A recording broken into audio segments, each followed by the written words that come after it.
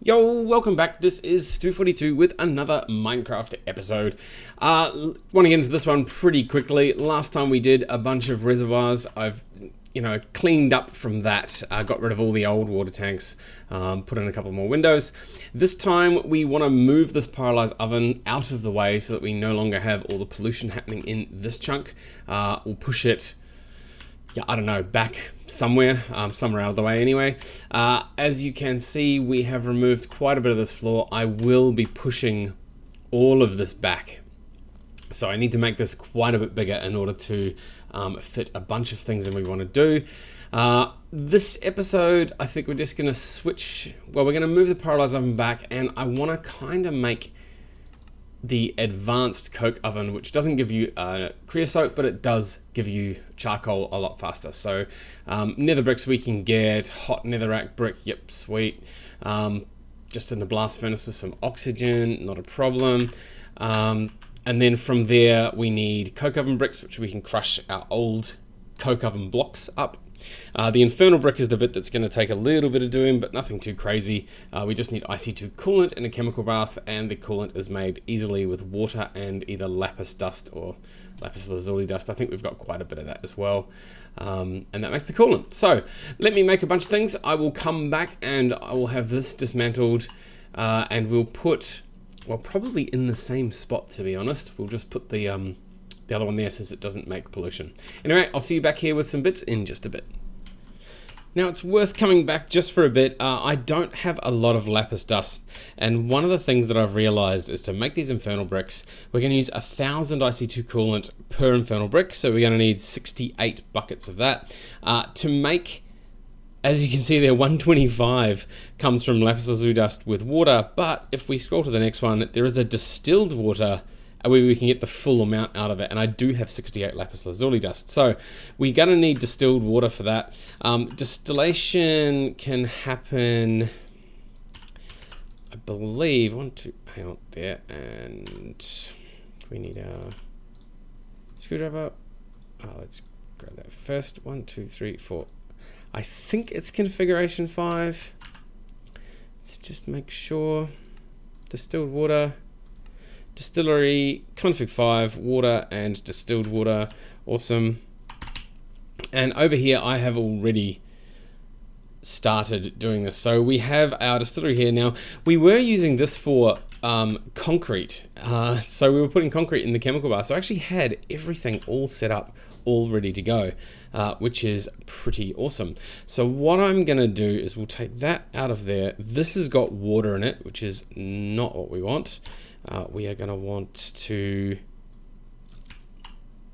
take that off, and as is typical, it has fallen through.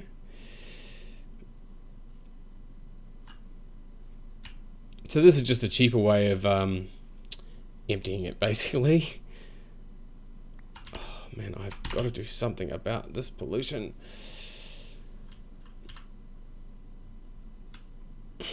At the moment, it's actually my blast furnace that is causing it. So let's just turn that off. It'll finish its operation and go off. I'm making...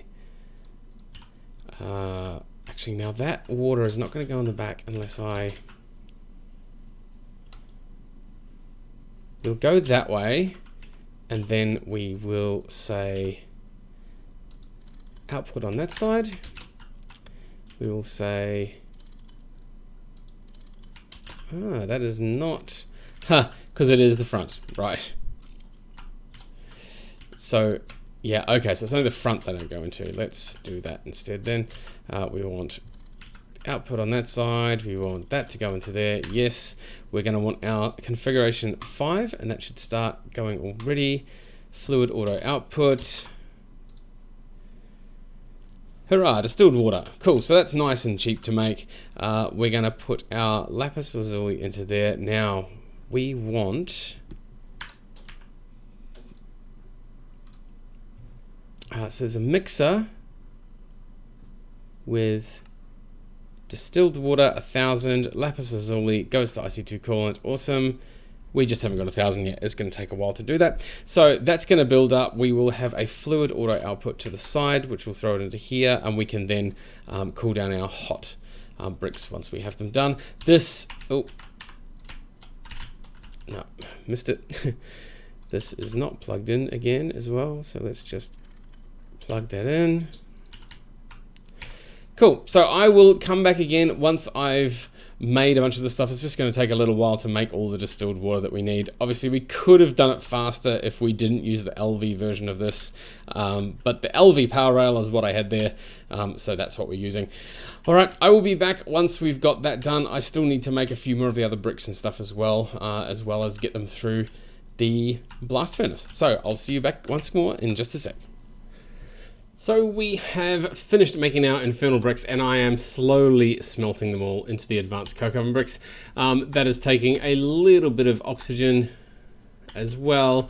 We're starting to really run low on oxygen and run low on fuel. Hopefully once we get this done, we can go on with the next episode, which will be to fix up a whole bunch of our stuff with the pyrolyzed oven and hopefully get on with maybe getting some biofuel. Anyway, I've moved the pyrolyzed oven in prep for putting the new coke oven thing here. We've got piping already sort of in the way. We might get away with one interface pipe as well. We might set it back. And then, yeah, we'll see how we get to with the rest of this episode. I do want to get that done because we are pretty low on charcoal. 1,200, that's all right, not too bad. So yeah, once we get the charcoal situation sorted, we can then power everything back up again, fire up that other boiler potentially, and figure out what we're going to do with getting the pyrolyzed oven working in a slightly further away and less polluting to ourselves sort of manner. Anyway, I'll see you back here once we have our super fast charcoal maker. See you in a sec. Alrighty, we have our 34 advanced oven bricks. Awesome. We get a whole pile of blocks of stuff. Cool. Awesome. Making our way through the multi-block goals. We are going to need...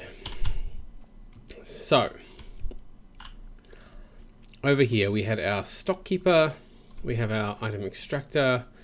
We have interface pipe. Look, let's take 2 of them just in case.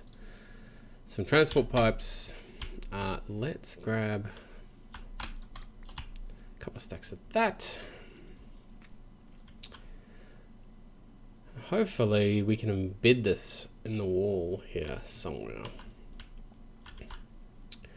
Now, 34, 3x4x3 hollow. Now I kind of want to put this off to the side a bit. 1, 2, 3, 4.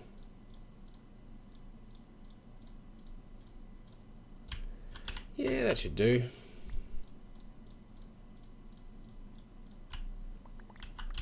Awesome. Now,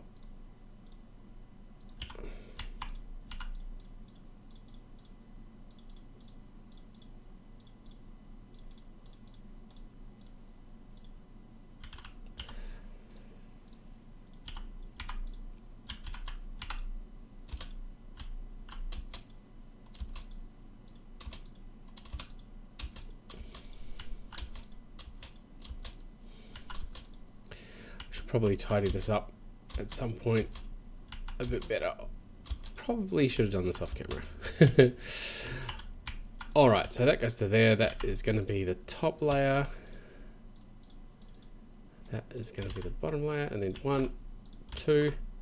That forms. Awesome. So let's go for a routed interface pipe. You know what? Let's just slam it into the side there and see what happens. So we're going to want an extractor chip and a stock keeper. Actually, let's see what the stock keeper. These are the ones that, yeah, stack of oak wood. Cool. So these are the ones that are already set.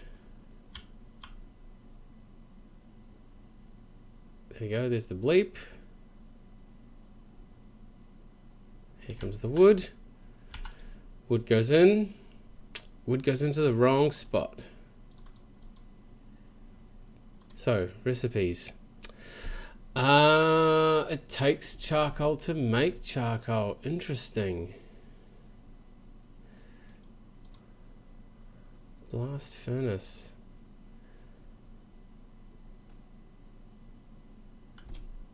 So we are going to need some way of dealing with this. I'll keep those out. The block of coal. We put that in. Wow, it is fast though. Now, 20 ticks is a second. There we go. Let's grab charcoal out and see.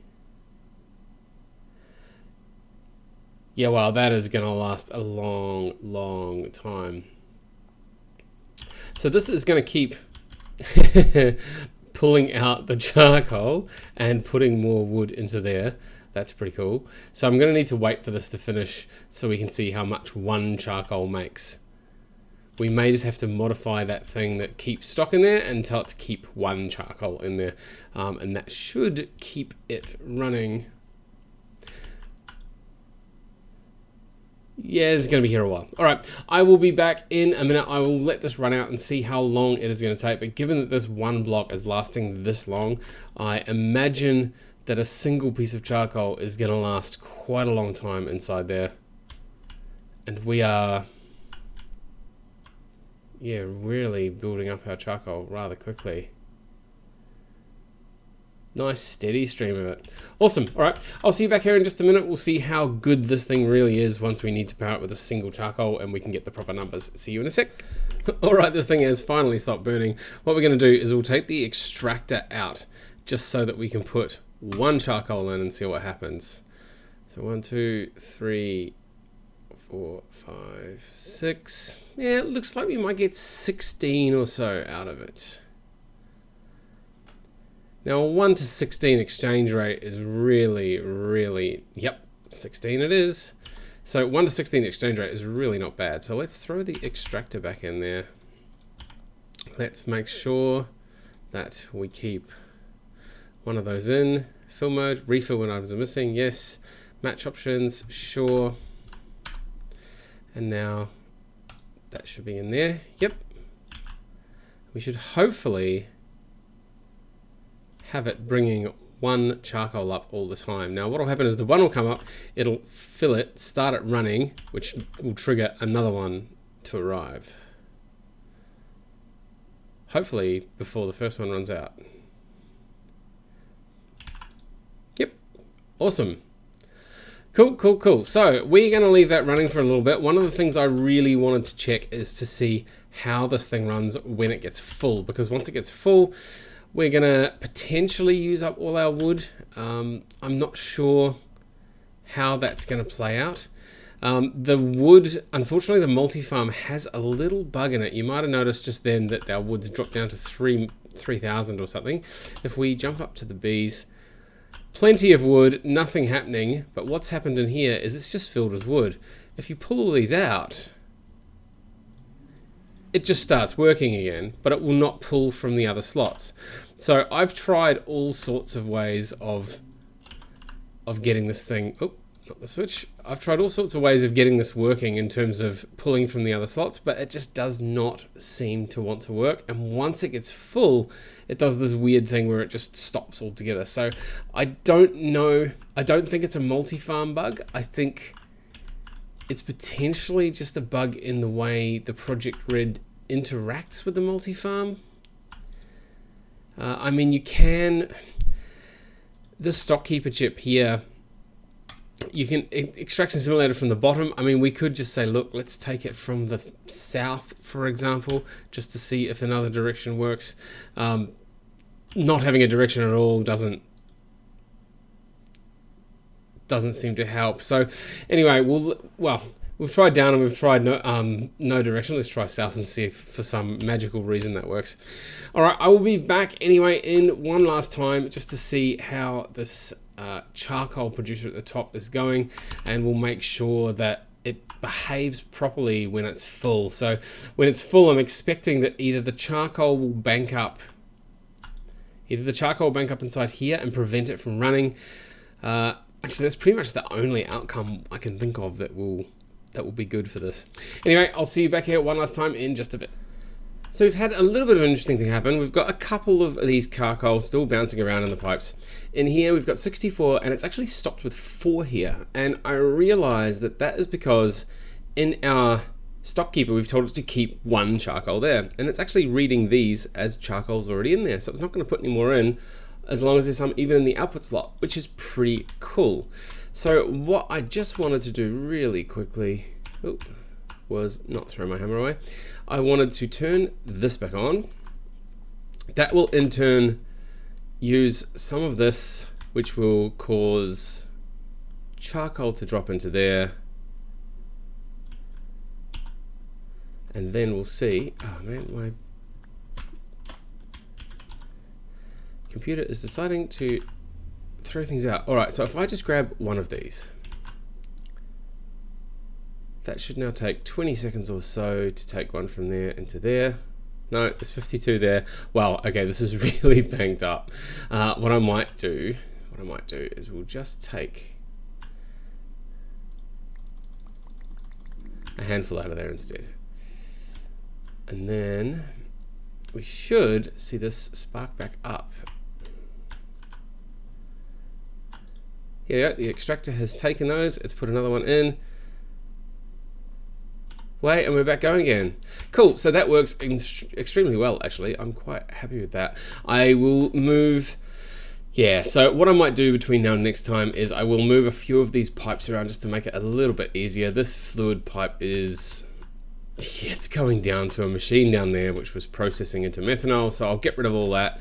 We'll keep the methanol here, and yeah, I'll just clean and tidy this up for next episode, which will be maybe reassembling the pyrolyze oven and maybe even a distillation tower if I get really excited about things. We'll see how we go. There's a couple of ordering things I need to make sure of first. Anyway, that is all from me. So as always, thank you very much for watching and we'll see you next time.